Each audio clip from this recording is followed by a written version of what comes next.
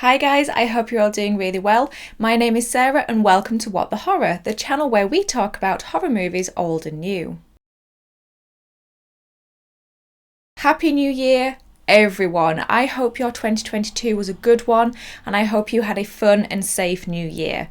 My new year was mostly full of music and dancing and a few movies here and there. I mean, rude not to, right? Now, I can't tell you what 2023 has in store for us all, but what I can tell you is that 2023 is looking pretty good horror movie wise. And that's what I've got for you today, a list of horror movies due to be released in the coming months in 2023. So grab yourselves a pen and paper because I have got loads of dates and info to throw at you.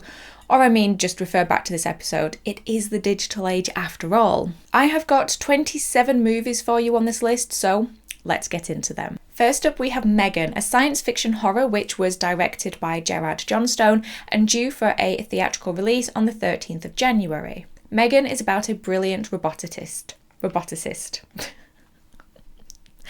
One day I will do an episode where I don't struggle with basic words.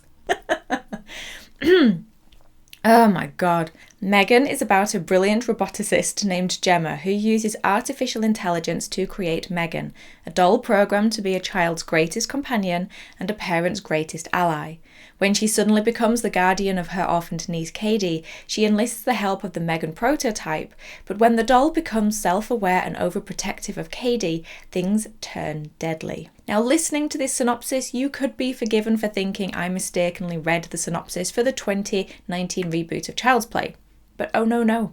This is just the next horror film in a long line of evil dolls and evil robot dolls. Megan is produced by Jason Blum and James Wan under their production companies Blumhouse and Atomic Monster Productions. The screenplay was written by Akela Cooper, who has also written Hellfest and Malignant, and has written the screenplay for The Nun 2, so big year for her. But while the screenplay was written by Cooper, the story was a joint idea between Akela Cooper and James Wan. And if there's one thing that James Wan knows, it's evil dolls. Next up, we have Snowfalls, which is due to be released on the 17th of January. However, it's unclear what type of release this film is due to have. A New Year's Eve party quickly turns serious when a brutal winter storm strands 5 friends at a remote cabin.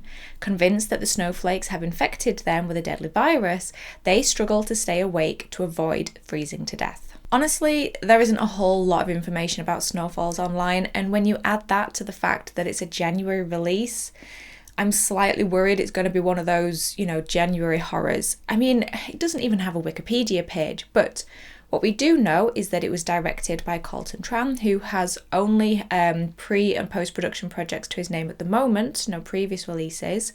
And the story was a combined effort from Colton Tran and Laura Young, and the screenplay was written by Luke Jenton. The only name on this project that I personally know is that its star, Jonathan Bennett, played Aaron Samuels in Mean Girls. Next up, we have Fear, a psychological horror due for a theatrical release on the 27th of January. A weekend vacation turns sinister when a group of friends must confront their worst fears one by one. Fear was co-written alongside John Ferry and directed by Dion Taylor, but apart from that, not a whole lot else is known. Sorry guys, but I just don't have much else to tell you about this one. Trailer looks good though. Then we have Unwelcome, a folk horror due to be released theatrically on the 27th of January. A couple escapes their urban nightmare to the tranquility of rural Ireland, only to hear stories of mysterious creatures who live in the gnarled ancient woods at the foot of their garden. As warned by their new neighbours, the creatures come when called to help souls in dire need of rescue, but it's crucial to remember that there's always a dear price to pay for their aid. Unwelcome is directed by John Wright and co-written by Wright and Mark Stay. It stars Hannah John Kamen, Douglas Booth and Colm Meaney. Apparently, when it came to writing Unwelcome, John Wright was inspired by the Grimm Brothers fairy tale stories and from stories from his Irish grandfather. And Wright has described Unwelcome as a home invasion movie. If you saw my horror movie Still to Come in 2022, episode that I did back in August, I believe, then you will probably have noticed that this is a familiar title, and that is because Unwelcome was initially due to be released back in January 2022. I know, a whole year ago, but its release date was pushed back to the 28th of October 2022 before again being pushed back to the 27th of January 2023. Then we have the final one for January, which is Infinity Pool, a science fiction thriller which is due to be released theatrically on the 27th of January. Guided by a seductive and mysterious woman, a couple on vacation venture outside the resort grounds and find themselves in a culture filled with violence, hedonism, and untold horror. A tragic accident soon leaves them facing a zero-tolerance policy for crime. Either you'll be executed, or if you're rich enough to afford it, you can watch yourself die instead. Infinity Pool has some pretty exciting names attached to it. It stars horror lady of the moment Mia Goth and one of the many talented Skarsgårds, Alexander Skarsgård, who we saw last year in Robert Eggers' The Northman. Infinity Pool was written and directed by Brandon Cronenberg, the son of David Cronenberg. Yeah, that Cronenberg, you know, the Fly guy. Brandon Cronenberg has previously directed Antiviral in 2012 and Possessor in 2020. Infinity Pool is due to have its premiere at the 2023 Sundance Film Festival on the 22nd of January, before it will then have its theatrical release on the 27th. Okay, so moving into February, we have Knock on the Cabin, an apocalyptic psychological horror due for theatrical release on the 3rd of February. While vacationing at a remote cabin in the woods, a young girl and her parents are taken hostage by 4 armed strangers who demand they make an unthinkable choice to avert the apocalypse. Confused, scared, and with limited access to the outside world, the family must decide what they believe before all is lost. Knock on the Cabin is our latest installment from the master of the twist reveal, M. Night Shyamalan. He directed it, produced it, and co-wrote it with Steve Desmond and Michael Sherman. It stars David Bautista, Nikki Amuka Bird, and Rupert Grint. Knock on the Cabin is based on the novel called The Cabin at the End of the World, written by Paul Tremblay and released in 2018. Then we have Winnie the Pooh, Blood and Honey, a slasher movie due to be released for a one-day event across theatres in America, the UK, Canada and Mexico on the 15th of February. Now feral and bloodthirsty, Winnie the Pooh and Piglet terrorise Christopher Robin and a group of young women at a remote house. So I'm not exactly sure what happens after the one-day event release. Hopefully, it'll then be given a digital release for those of you who won't be able to get to the one-day release on the 15th. Blood and Honey was written and directed by Rhys Frake Waterfield, but of course it is obviously based on the Winnie the Pooh book by A.A. Milne. This one is one I'm not really sure about personally. I mean, I'm kind of oddly fascinated, but I just don't know if I'm going to watch this one. It feels weird. The idea of seeing characters from so many people's childhoods being turned into killers. I mean, I guess we'll see. So Blood and Honey came about when the Winnie the Pooh book went into the public domain on the 1st of January 2022, although Disney do still own the exclusive legal rights to the characters, how they're depicted in their own films. But once the book hit public domain, Frake Waterfield set about making this little story. His idea is that Christopher Robin buggered off and went to college, leaving Pooh and Piglet behind to fend for themselves with no food or care. Cheerful, right? So while Christopher is away, Pooh and Piglet have gone feral, eaten the rest of the 100 Acre Wood gang, and set out to find other prey. I think we also have to accept that this is the beginning of a new phase in horror, where we see more and more childhood classics go into the public domain and be turned into horror movies. I mean, Frake Waterfield alone has already announced 2 sequels that he's planning on doing, Bambi the Reckoning and Peter Pan Neverland Nightmare. Then we have one of my most anticipated movies of 2023, Scream 6, the 6th installment in the franchise and a direct sequel to last year's Scream 5. Survivors of the latest Ghostface killings, sisters Sam and Tara, along with twins Mindy and Chad, leave Woodsboro to start a new life in New York City, only to be confronted with a familiar face. If you know me or my channel, then you know that Scream is my favourite movie of all time. So, like with Scream 5 last year, I am ever so slightly excited about this release. Ever so slightly. Especially considering how good a job Radio Silence did with Scream 5. They are returning in the director's chair along with their writing team, James Vanderbilt and Guy Busick, so I am hopeful. I'm really hopeful and excited. Plus, we see the return of both Courtney Cox as Gale and Hayden Panettiere as Kirby, so there is a lot to be excited about. Speaking of which, they've just dropped the new teaser poster for Scream 6, taking inspiration from the New York subway, and I love it. I'm guessing we're supposed to read that all roads lead to Sam. I mean, she is the daughter of a legacy killer. And speaking of which, I'm still clinging on to my own little deluded hopes and dreams of a return of Stu Macker. We can but dream. And the last movie for March is 65, a science fiction thriller due for a theatrical release on the 10th of March. After a catastrophic crash on an unknown planet, pilot Mills quickly discovers he's actually stranded on Earth 65 million years ago. Now, with only one chance at a rescue, Mills and the only other survivor must make their way across an unknown terrain riddled with dangerous prehistoric creatures. Okay, so you may argue that this isn't a horror movie. It's more of a thriller, but you may have noticed that I do often sneak a thriller into my channel if I think it slightly crosses into the horror genre, and I think that big ass dinosaurs walking around eating people does. 65 was co-written and co-directed by Scott Beck and Brian Woods, who also wrote Haunt and A Quiet Place, which I love, so I'm hopeful for this one. Some other big names involved in this project: you've got Danny Elfman doing the music and Sam Raimi producing. It also stars Adam Driver, and we love to see Star Wars alumni in other projects, especially horror. Okay, so moving into April now, we have our token possession horror movie in The Pope's Exorcist, due to be released on the 7th of April. Father Gabriel Amorth, chief exorcist for the Vatican, battles Satan and innocent possessing demons. A detailed portrait of a priest who performed more than 100,000 exorcisms in his lifetime. So The Pope's Exorcist is directed by Julius Avery, who also directed 2018's Overlord, and the screenplay has multiple writers involved, with both writing and rewriting the script. But the story is based on a real-life person of the same name, Father Gabriel Amorth, who died back in 2016. And the titular character is being played by Russell Crowe, so I'm expecting a level of seriousness and severity to this role.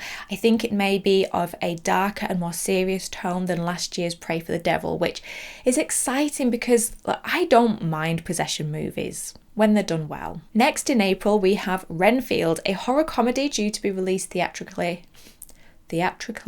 on the 14th of April. Dracula's henchman Renfield wonders what life would be like without serving his dark master, and finds a new lease of life when he falls in love with Rebecca Quincy, a feisty traffic cop. So this is our first movie of 2023, taking inspiration from Bram Stoker's Dracula, and I am looking forward to this for a multitude of reasons. First of all, the story idea for the movie was conceived by Robert Kirkman. You know, that guy who created that little graphic novel series and TV show, The Walking Dead? That little old thing? Yeah, that guy. It also stars Nicholas Hoult, Ben Schwartz as a mobster, and we love Ben Schwartz, and Nicolas freaking Cage. I love Nick Cage unironically. I was reading online what his take on Dracula is, and he was saying that this is a role that has been portrayed so many times, done well, done badly, and he was wondering what he could bring to it that hasn't been done before, that's different. And he wants to focus on the movement and mannerisms, and he stated that An American Werewolf in London, Malignant, and Ring You as his inspiration. So yeah, that all sounds rather interesting.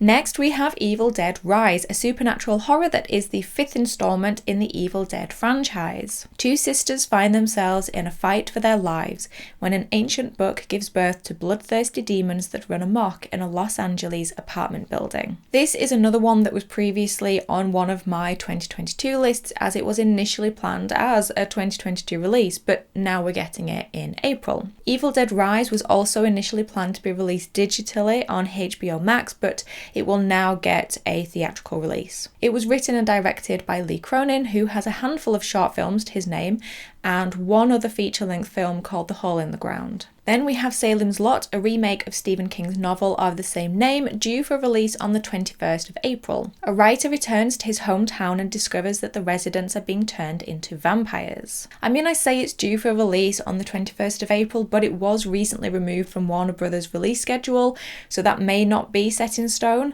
I also saw speculation online that this could be a release to HBO Max rather than in the theatres. What we do know is that that it stars Lewis Pullman in the lead role, who we saw as Bob in last year's Top Gun Maverick, and it will be directed by Gary Doberman, who directed Annabelle Comes Home and was also a writer for Annabelle Comes Home, The Nun, and It Chapter 1. Next, we have another one that I'm really excited about, and that is Insidious 5, or Insidious The Dark Realm, or Insidious Fear the Dark. This is the 5th instalment in the Insidious franchise. Josh Lambert heads east to drop his son Dalton off at school. However, Dalton's college dream soon becomes a living nightmare when the repressed demons of his past suddenly return to haunt them both. This is the first Insidious film to not be written by Leigh Whannell. However, he is still credited as story by, so he's still involved, and he and James Wan are still producers alongside Oren Peli and Jason Blum. So there is still a lot of the old team involved, including Patrick Wilson, who is directing this time, as well as returning in his role as Josh Lambert. This may be the 5th installment in the franchise and a shift in writer and director, but I'm still really excited about this one. This is another franchise that I really love, although I haven't rewatched it in a while, so I don't know, maybe that love's changed, but I'm a huge fan of Leigh Whannell and James Wan, and I love Patrick Wilson, so, you know, what's not to love? Next, we have Shelby Oaks, a supernatural horror mystery that is due for release in July. It follows Mia as she searches for her sister Riley, who went missing with her friends, a group of paranormal investigators called the Paranormal Paranoids. In her search, Mia begins to suspect that the imaginary demon from their childhood could be real. It was written and directed by Chris Stuckman, a YouTube movie reviewer and author. Stuckman broke record by raising over $1 million on Kickstarter, the crowdfunding platform to get this project going. Okay, next we have The Meg 2, also known as The Meg 2: The Trench, which is a science fiction action film and a direct sequel to The Meg, which is due for a theatrical release on the 4th of August. Yeah, you heard me right, The Meg 2. I love The Meg. Look, it's a fun, daft, easy watch. But I'll tell you what it also is. It's probably the best shark movie to be released since Deep Blue Sea. I said it. Good shark movies are hard to come by. You get your odd The Reef and 47 Meters Down, but other than that, you get...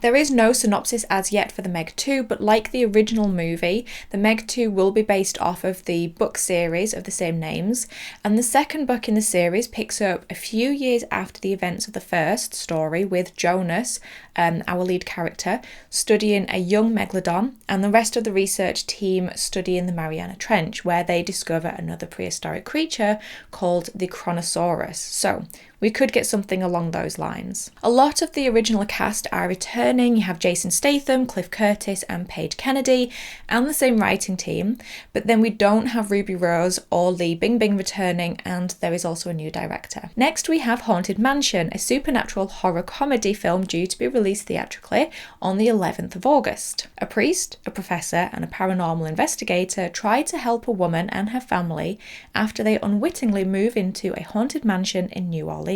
So this is our second film adaptation of the popular Disney theme park attraction. The last one was more family friendly. I think it was Eddie Murphy that was in that one, whereas this one I believe is going for a much more darker tone. I gotta say, the cast is absolutely off the chain on this one.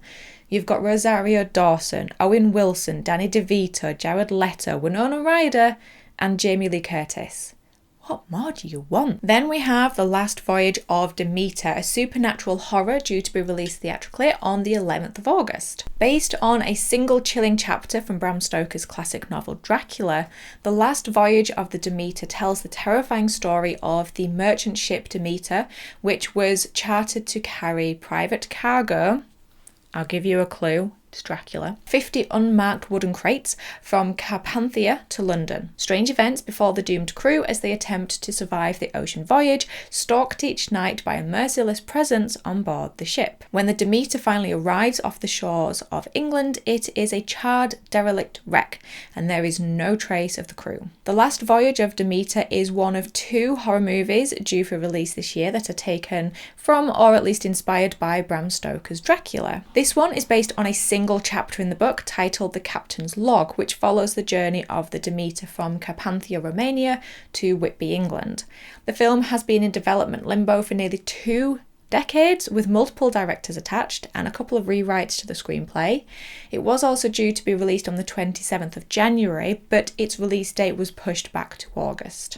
Okay, now we're moving into September and we have The Nun 2, a gothic supernatural film that is also the direct sequel to the 2018 The Nun and due for release theatrically on the 8th of September. I know there may not be many people who are overly excited about this one.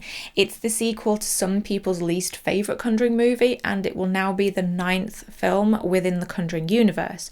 But while I'm not overly excited, I am going to watch it and go in open-minded because I love the Conjuring movies. I honestly think the Conjuring franchise is still a really strong one despite the odd week entry, so I will always check them out. I'm also intrigued by something that James Wan said back in 2017, which is, I know it's a long time ago, but it just makes me think they were forward planning, that they did have a plan for this, so I'm intrigued. He said, I do know potentially, if The Nun works out, where The Nun 2 could lead to and how that ties back to Lorraine's story that we've set up with the first 2 Conjurings and make it come full circle. I mean, look, many of us have wondered at the casting of Thaisa Farmiga as Sister Irene, who is the real-life sister of Vera Farmiga, who plays Lorraine Warren.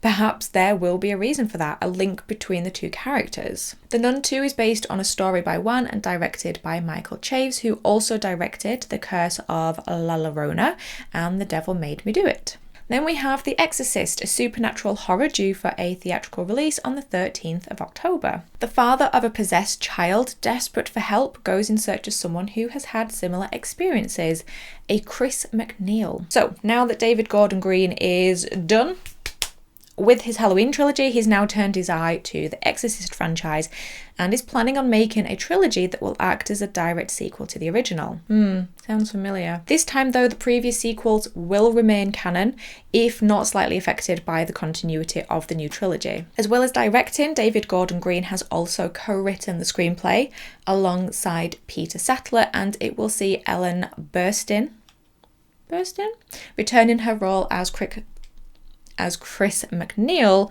from the original movie. She was Reagan's mother. Then we have a very familiar face in October as we get the release of Saw 10, due for release in theatres on the 27th of October. This will be the 10th instalment in the Saw franchise that began all the way back in 2004.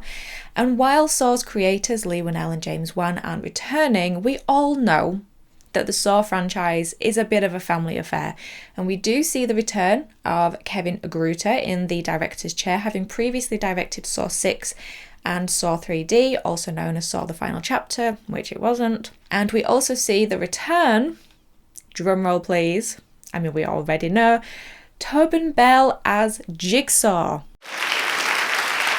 So exciting. I mean, they've never let a little fact like them killing him off in Saw 3 stop them before, so why start now? There's also, as of this video being filmed, a little teensy rumour that we may also see the return of... forgotten her name. Totally forgotten her name. Amanda. That's right, we might see the return of Amanda, who again was killed off in Saw 3, but you know, they like a challenge story-wise and timeline-wise, so we'll see. And to finish off, I have a list of TBA movies which have as yet not been given a release date, so let's quickly just whittle through these ones. First up we have Maxine, the sequel to Ty West's X and the third film in his Little X universe, following on from Pearl. What we know so far is that Ty West has again written and directed, and Mia Goth returns in the titular role. Maxine will pick up 6 years after the events of X, so taking place in 1985 and 67 years after the events of Pearl. Then we have Beau is Afraid, which is the latest movie from Ari Aster. It was originally going to be called Disappointment Boulevard and was rumoured to be released in 2022, but now it's looking more like fall or autumn of 2023. Little is actually known about the plot of Beau is Afraid, but then that's not a bad thing. I mean, even when you think you know what Ari Aster's movies are about, you don't really. It's much more fun to go into these things blind anyway. But based off of his previous movies, Hereditary and Midsommar, or Midsummer for those of you who are irritated by me pronouncing it Midsommar. Look, Ari Aster pronounces it Midsommar, okay? The dude wrote it and directed it. I'm going to pronounce it how he pronounces it. Anyway, based off of Hereditary and Midsummer, I think it's safe to say that we can expect the unexpected, baby. We are also getting an adaptation of Stephen King's The Boogeyman, which was a short story released in 1978. The story follows a teenage girl and her sister who find themselves plagued by a sadistic presence in their house after the death of their mother. It's directed by Rob Savage, which, to be honest, it could mean anything for me. It could be a hit or a miss. I loved Host. I did not love Dashcam. We could also be finally getting the release of Dark Harvest, which was in my most anticipated movies list of 2022, but we still don't have an actual release date for that one. And apparently, we are getting a reboot of The Strangers. In fact, there's not just a reboot coming. No, there is a whole trilogy for it planned. The screenplay was written by Alan R. Cohen and Alan Freeland, and it will be directed by Rennie Harlin, who also directed Deep Blue Sea and Nightmare on Elm Street, Dream Master. The reboot will follow a couple who drive across country to start a new life in the Pacific Northwest. But when their car breaks down in Venus, Oregon, they're forced to spend the night in a secluded Airbnb where they are terrorized by 3 masked strangers. Okay guys, so there you go. You have a pretty hefty and healthy list of horror movies to come in 2023. Enough to keep you going for the first half of the year at least, and I'm sure we'll have many more announcements along the way. I think I'll do what I did last year, and I'll do a horror movie still to come about halfway through the year. I know 2023 is shaping up to be the year of franchise reboots and sequels. I mean, there's a lot of them, but they're ones that I'm personally quite excited about. These are some good franchises. Insidious, Saw, Evil Dead, Scream. Caveat Scream. I guess time will tell if 2023 will be even better than 2022 horror-wise. Either way, it is such an exciting time to be a horror fan, and I'm so glad and I feel so privileged that I get to share this wonderful moment in horror with you guys. I'm not quite sure what my next episode is going to be, but I've got so many great episodes planned. And also don't forget to check out my ranking of all of the 2022 horror movies that I watched if you haven't already. And don't forget to click that subscribe button. In the meantime though, thank you as always for stopping by. I really do appreciate it. Take care of yourselves and I will talk to you in the next episode. Bye guys.